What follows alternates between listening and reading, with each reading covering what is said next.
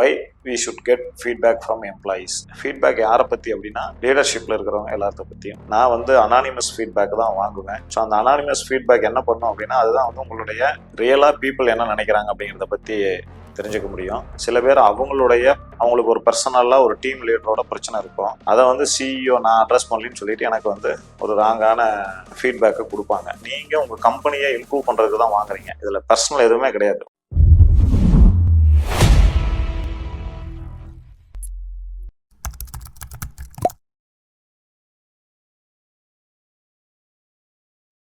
Welcome to beyond limits by Gokul.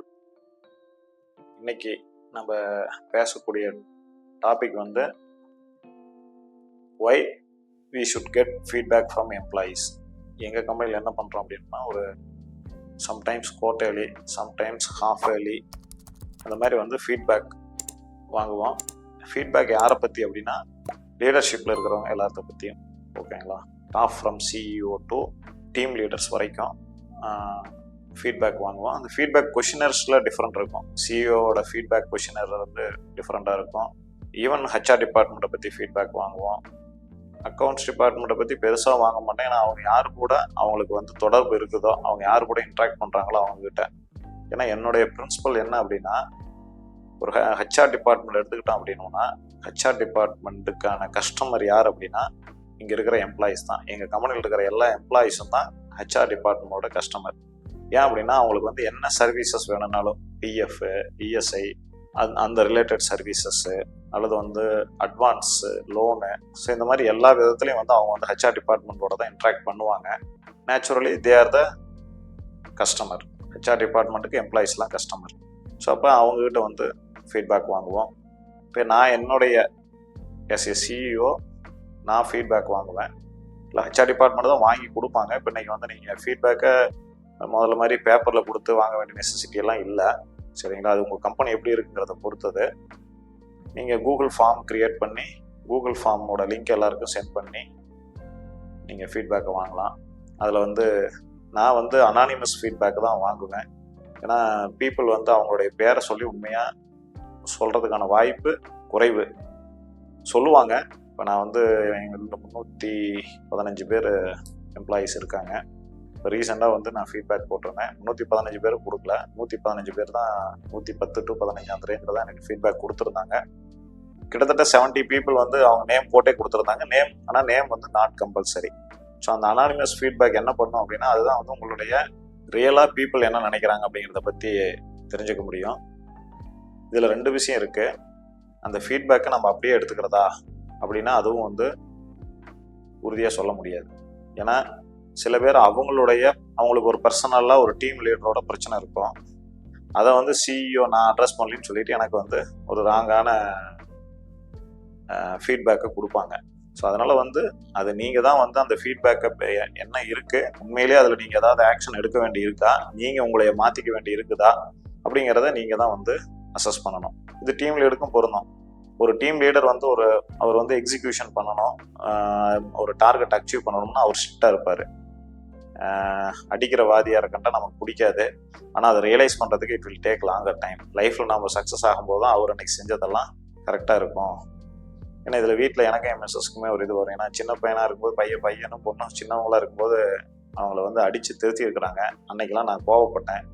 But இன்றைக்கி வந்து அதை வந்து ரியலைஸ் பண்ணுறேன், அதுதான் சரியான வழின்னு சொல்லிட்டு. ஆனால் இன்றைக்கி வந்து நம்ம தான் பசங்களை அடிக்கக்கூடாது, ஸ்கூல்லலாம் சட்டம் அப்படி தானே சொல்லுது. ஸோ அதனால் வந்து நம்ம பின்னாடி வந்து சமுதாயம் தான் அவங்கள அடித்து திருத்துற மாதிரியான கட்டத்துக்கு மூவ் ஆகிட்டோம். சரி, அதை விட்டுடுவோம். அதனால் இப்போ இங்கே நம்ம பிஸ்னஸில் வரும்போது இந்த டீம் லீடர், ஸ்ட்ரிக்டாக இருக்கிற டீம் லீடரை கண்டிப்பாக வந்து குறை சொல்கிறதுக்கான வாய்ப்பு இருக்குது. ஸோ அதனால் இந்த ஃபீட்பேக் எல்லாமே கண்டிப்பாக வாங்கணும்.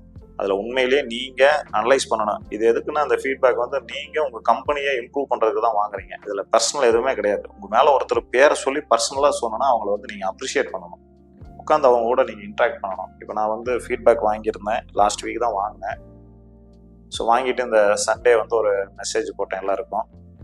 அப்ரிஷியேட் பண்ணவங்களுக்குலாம் நன்றி, கிரிட்டிசைஸ் பண்ணவங்களுக்கு ரொம்ப நன்றி. ஏன் அப்படின்னா நீங்கள் என்னுடைய குரோத்தில் உங்களுக்கு இன்ட்ரெஸ்ட் இருக்கிறதுனால தான் நீங்கள் வந்து என்னை கிரிட்டிசைஸ் பண்ணியிருக்கிறீங்க.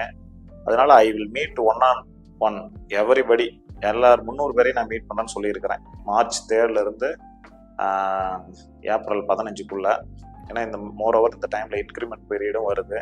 ஸோ அதனால் அவங்க கருத்துக்களை என்ன தெரிஞ்சுக்கிறதுக்கும் வாய்ப்பு இருக்கும். ரெண்டாவது அவங்க என்ன இண்டிவிஜுவலாக அச்சீவ்டு இந்த வருஷத்தில் என்ன அச்சீவ் பண்ணியிருக்கிறாங்க அப்படிங்கிறதையும் நான் ஃபர்ஸ்ட் ஹேண்டடாக தெரிஞ்சுக்கிறதுக்கு வாய்ப்பு இருக்கும். இது இந்த 1-on-1 ஃபீட்பேக்கு எல்லா டைமும் பாசிபிளானா it is very very tough. 315 பேர் இதில் வந்து ஆந்திராவில் குண்டூரில் ஒரு 45 பேர் இருக்கிறாங்க. ஸோ அதனால் it's a very difficult task. எல்லா டைமும் இதை செய்ய முடியாது. பட் இந்த டைம் ஐ டிசைடட் டு ஏன்னா ரொம்ப நாள் வந்து எல்லாத்துக்கிட்டையும் பேசியெல்லாம் வெகு நாள் ஆயிடுச்சு. இண்டிவிஜுவலாக பேசி டீம் லீடர்கிட்ட அப்பப்போ பேசுகிறோம், பட் இண்டிவிஜுவலாக பேசலை. ஸோ அதனால் வந்து இண்டிவிஜுவலாக பேசுகிறேன்னு சொல்லியிருக்கிறேன். இது எதுக்கு சொல்ல வரேன் அப்படின்னா, உண்மையிலேயே நீங்கள் அந்த ஃபீட்பேக் மேலே கன்ஸ்ட்ரக்டிவ் டெசிஷன் அல்லது அதை கன்ஸ்ட்ரக்டிவாக எடுத்து அது மேலே நீங்கள் ஒர்க் பண்ணி நீங்கள் இம்ப்ரூவ் பண்ணுறது. ஏன்னா வந்து ஆஸ் எ லீடர் நீங்கள் லீட் பை எக்ஸாம்பிள். எப்படி வந்து குழந்தைங்க அப்பா அம்மாவை பார்த்து வளருதோ அது மாதிரி வந்து எம்ப்ளாயீஸ் வந்து லீடர்ஸை பார்த்து வந்து அவங்களுடைய என்ன சொல்கிறது, அவங்க அடுத்த கட்டம் அவங்க டீமை மேனேஜ் பண்ணுறது அந்த மாதிரி தான் இருக்கும். ஸோ அப்போ நாம் அந்த ஃபீட்பேக் எடுத்து we work in a constructive way அப்படின்னா அது வந்து கம்பெனியோட குரோத்துக்கு பெனிஃபிட்டாக இருக்கும்.